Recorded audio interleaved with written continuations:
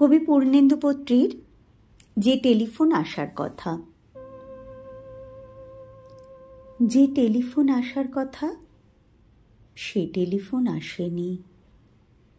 প্রতীক্ষাতে প্রতীক্ষাতে সূর্য ডোবে রক্তপাতে, সব নিভিয়ে একলা আকাশ নিজের শূন্য বিছানাতে।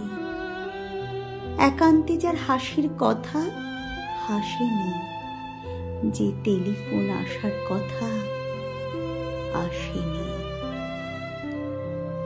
অপেক্ষমান বুকের ভিতর কাঁসর ঘণ্টা শাঁখের উলু, 100 বনের বাতাস এসে একটা গাছে হলো স্থূলু।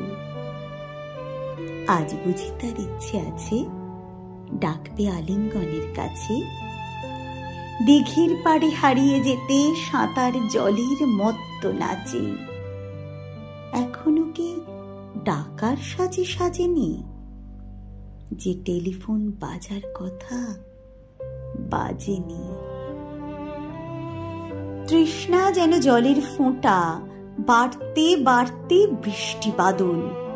তৃষ্ণা যেন ধূপের কাঠি, গন্ধে আঁকে সুখের আদল। খাঁখা মনের সবটা খালি, মরা নদীর চড়ার বালি। অথচ ঘর দুয়ার জুড়ে তৃষ্ণা বাজায় করতালি। প্রতীক্ষা তাই প্রহরবিহীন, আজীবন ও সর্বজনীন।